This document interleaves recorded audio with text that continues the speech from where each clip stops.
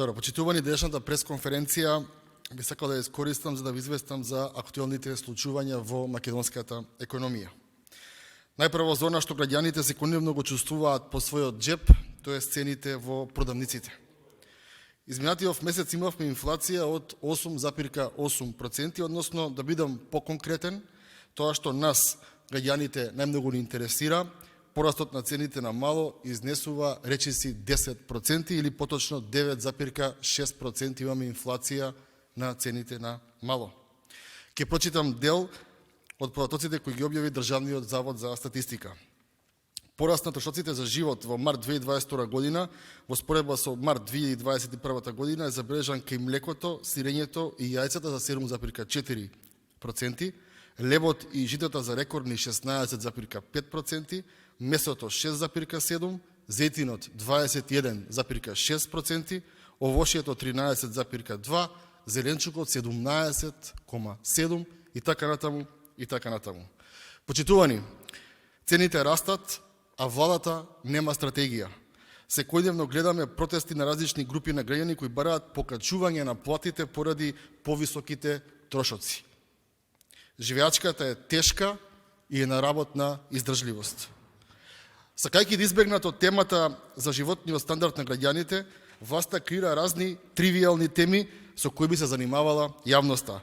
Тука сме да ги подсетиме дека темите што живот значат мораат да имаат приоритет.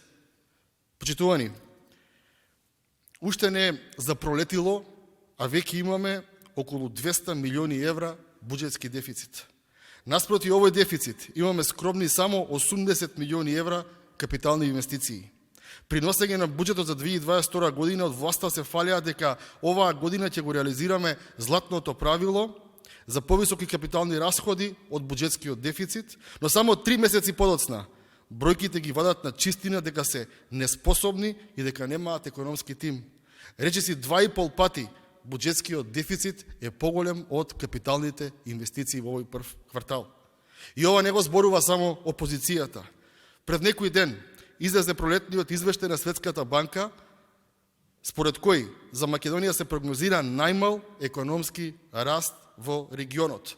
Односно, нас ни предвидуваат раст од 2,7%, на Албанија 3,2%, на Косово 3,9%, на Србија 3,2%, Босна и Херцеговина 2,9% и на Хрватска 3,8%. Почитувани, власта ништо не работи и тоа се гледа по сите параметри. Оставени сме сами на себе и граѓаните и стопанството. За жал, власта не е наш партнер. Владачките структури се грижат само за нивната лична корист. Токму затоа, на Македонија и македонското општество му се потребни избори час поскоро. Неспособниве мора да си заминат, а со тоа штетите по државата, стандардот на граѓаните и економијата ќе бидат намалени. Ви благодарам.